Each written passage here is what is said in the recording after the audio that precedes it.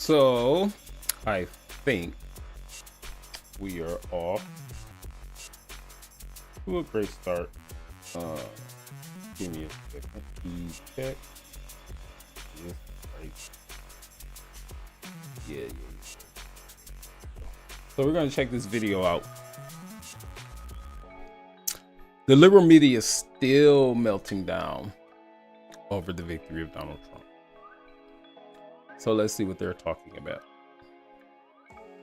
Along with the FCC, have teamed up to investigate a series of vile and racist text messages that you can partially see here on your screen. The anonymous texts were sent to Black people in more than half a dozen states.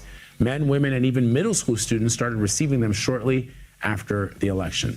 Let's bring in Rona Tarrant. She's an executive editor of CBS News Confirm Team. That is the team oh my, she looks that scary. looks to work to understand misinformation and share what is correct out there. And they do all sorts of investigations and things just like this. So Rona, tell me a little bit more about these texts, where they came from, and who's been getting them. So the FBI is saying that it's in touch with the Justice Department, but we're also hearing from middle schools, high schools, universities, and 2 attorneys general saying they're also looking into these text messages. So we know they're pretty widespread. Now, just from our own reporting yesterday, we identified people in more than half a dozen states who said they had received these messages. Now, they were all Black Americans. So it's like, why is this a story? Even if it was racist text messages. If I got one, I'd be like, I would probably screenshot it. I don't know what I'd do with it. I'd probably delete it immediately, but why is this a story? Okay, you got a racist text message. What the fuck? You gonna go jump off a cliff, or what are you gonna do? This is stupid. They reported receiving almost identical language in the text as well. And what we also know is that these messages, they address people by name and also mention their locations. All right, guys, so we got to talk about a story that is going viral involving Black people allegedly receiving racist text messages in which they were told that they've been selected to pick some cotton, right? They got to show up to a plantation in order to pick cotton, okay? And apparently these text messages are being sent to Black people across the country, young, old, whatever. A lot of them are young people being targeted. And these messages went out the day after the election. Now, we all know the results of the 2024 election. President Trump landslided Kamala Harris, okay? And now the mainstream liberal media, they're peddling this story, and they're taking the opportunity to blame Trump, right? They're trying to blame Trump for these racist text messages going out to Black people. Take a look. The FBI is investigating reports of a wave of racist text messages hitting Black people's phones in multiple states. These messages are being reported in at least 8 states, and many of the targets appear to be middle school, high school, and college-age students. All of the messages following a pattern, sharing similar language, including racist rhetoric, that they had been, quote, selected to pick cotton. CNN's Gabe Cohen has the details. He's joining us right now. Tell us more of what you're learning about what they're doing about this, Gabe. Well, Kate, first off, it looks like this is more widespread than we had expected, with people in at least 24 states now having reported receiving these messages. And these texts are not just upsetting, but they are alarming. They are personalized, and many of them specifically target Black and brown individuals, some of them students, some of them children. I want to show you one of the texts. It was sent to us by a woman in New Jersey. The text has her name written at the top of it, as you can see right there, and it references picking cotton, it references slave catchers and plantations, and some of the messages specifically reference President-elect Trump. Now, to be clear, the Trump campaign has told several media outlets that they had absolutely nothing to do with this. But as you can imagine, many people are really on edge in these days since the election. I want to play for you what a Colorado mother said after her 16-year-old son got one of these texts. Take a listen. It's very tense. It's very scary for a lot of individuals. The fact that it happened the day after, Election Day, it really speaks to what I think is going on here.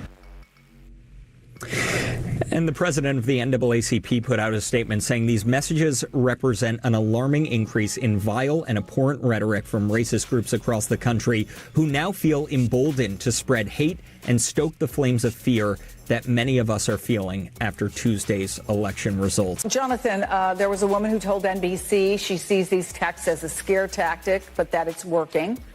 I've seen videos of people on social media, people who did not get texts, but who are breaking down in tears, who are talking, as the woman whose sound we played, are thinking about how they are going to explain what's going on to their kids. Tell me what's going on here as you see it. Well, on election night on PBS, after it became clear that Donald Trump was on his way to the presidency, that I said that I was concerned on multiple levels. And the first level I said was I was concerned as an African American. And I was concerned as an African American because of the rhetoric used by Donald Trump on the campaign trail, saying that he wanted to let police have a day, some sort of day of rage where they can get the crime situation under control in various cities. Well, the dog whistle there is that he's going to go after black people. And so to see that these text messages were going out the day after he becomes president-elect just feeds into the fear and concern that a lot of African Americans have about what is to come. And Chris, what is especially pernicious about this text messaging campaign is that some messages just said something like greetings. Other messages said greetings and the person's name. And so how did they get the person's name? How did they get the person's cell phone number? Where did they get this information to target specific people and now target specific people in multiple states across the country? I know, we're in this moment where we're trying to come to grips with what just happened. But I don't think anyone, particularly in those of us in our profession, and I'm not saying that we're doing that here, I'm just, doing a shot across the bow to others, to not downplay the concern and the legitimate fears, particularly people of color and especially black people have as a result of the election of Donald Trump to another term in the White House. Yeah, and clearly, guys, this is why the mainstream liberal media has lost all credibility. Okay, the fact they're even covering this story, which in my opinion, it's like, is it really a story? Let's be real. This is clearly a hoax. It's a hoax. Some people call it a prank. I'm calling it a hoax. It is a hoax from the left. Okay, that's what it is. How do I know it's a hoax from the left? Well, because a vast majority of these so-called hate crimes are hoaxes from the left, right? I mean, this is some juicy Smollett type of stuff. Okay, because they want to create a narrative after Trump won the election that, minorities and women are in danger. You're in danger. Trump has emboldened all these people to be hateful towards minorities because Trump won, right? Now, this is the narrative that they're putting out there. Why are they putting out this narrative? Well, because they can't really point to any real policies under the Trump administration, the first Trump administration, that has actually hurt so-called black people and minorities and women. No, they can't point to that. Okay, so this is what they do. They go with, no. It's not just Trump and his policies. It's these random people, these random racists around the country that are emboldened by Trump being president. Those people are the problem. That's what you got to worry about, right? It's such a big issue. So now you have things like this happening right after the election, in which, again, clearly, it's a hoax. Clearly, this comes from the left. Clearly, some liberal did this, right? There's no doubt about mine. Okay, I would bet a whole lot of money that whoever's behind this is a liberal, right? And that, again, this is a hoax from the left because the liberal media, instead of doing some actual journalism, asking real questions about the timing of this in a way that's actually real, right? Legitimate questions like, does this really make sense? Like, does it really make sense to try to blame Trump? No. They take this obvious hoax and they try to blame Trump, right? They try to spin it as an example of, see, we told you this is why electing Trump was dangerous, because of stuff like this, people get emboldened. So clearly in my mind, this is being used to push propaganda against Trump even before the man can get into office. And this is what we have to look forward to for the next 4 more years, guys. It's gonna be nothing but race hoax after race hoax after sexism hoax after bigotry hoax. It's gonna be nothing but hoaxes. And I've seen so many of these hoaxes, it's easy to spot from a mile away. There's no doubt in my mind that a liberal is behind this. Only a liberal would do something like this. So, if it is like legitimate racist text messages and all these type of things, I'm just looking at it like, what do you want me to do with that? Do you want me to go to the media? Do you want me to protest out in the streets? What is it that you send me a message like that? I'm gonna laugh in your fucking face. What? Text message, go pick cotton and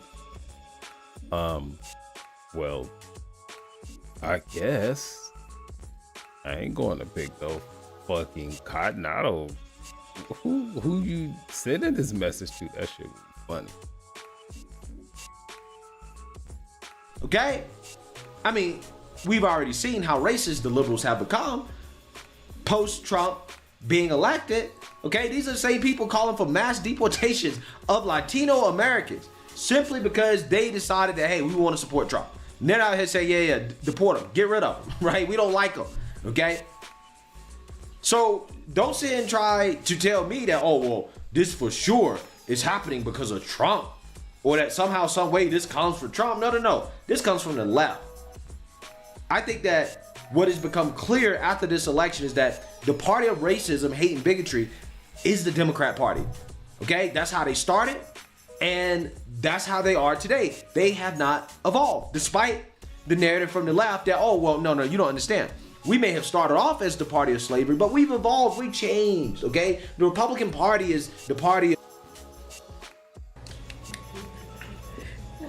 Okay, let's go ahead and bring out our next single guy.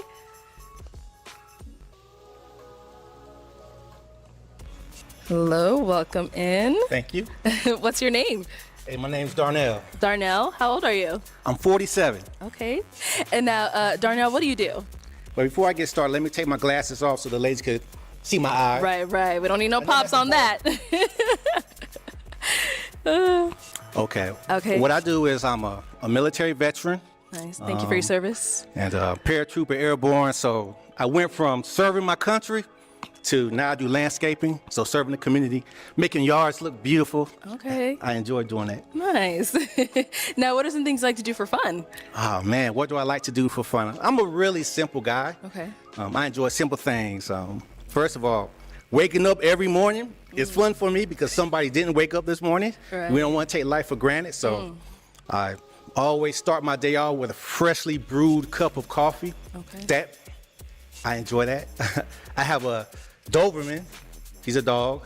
His name is Cruz. He's a European Doberman. I like taking him downtown for walks and, just enjoying the view. I like going to restaurants. I enjoy working out. So from the smallest things to the biggest things, and I like to travel. Okay. All right. Now, what are some things you look for in a woman? Things I look for a woman that is feminine, beautiful, and inspirational. A woman that I could come home to and she's my peace.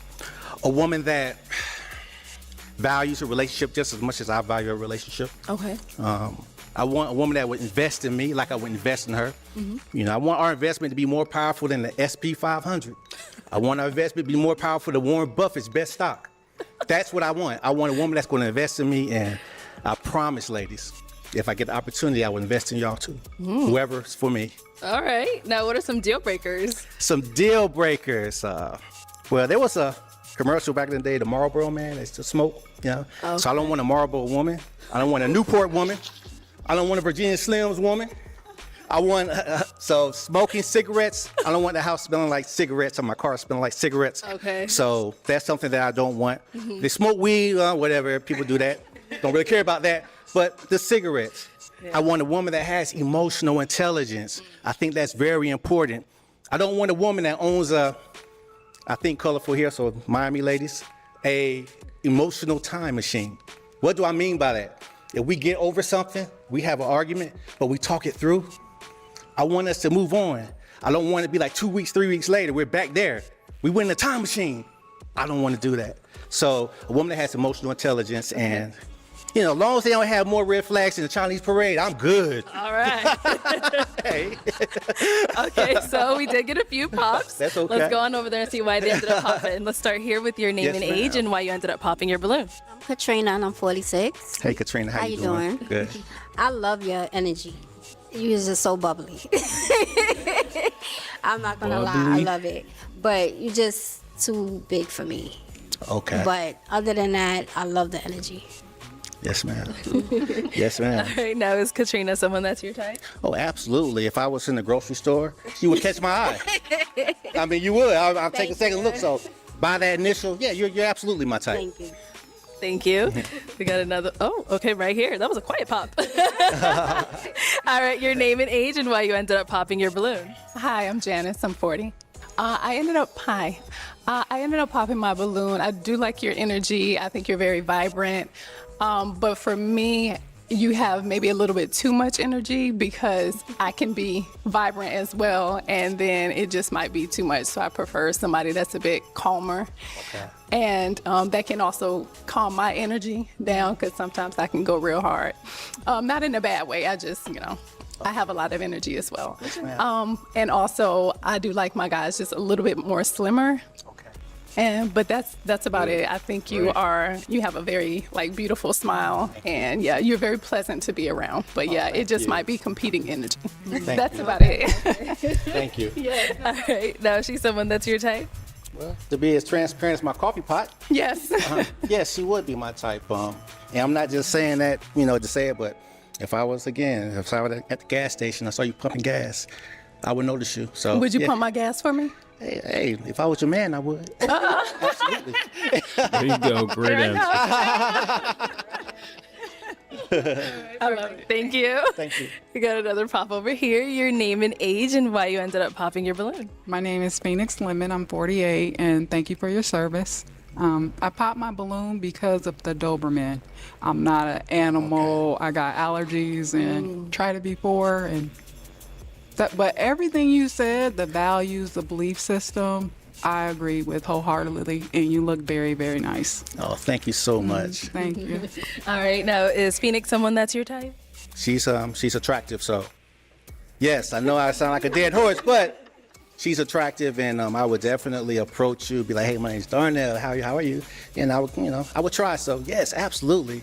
And you have a good energy about you. Thank you. You really do. So thank you. Good. Now we got one more down here. Your name and age and why you ended up popping your balloon. Hi, my name is Kathleen and I'm 40.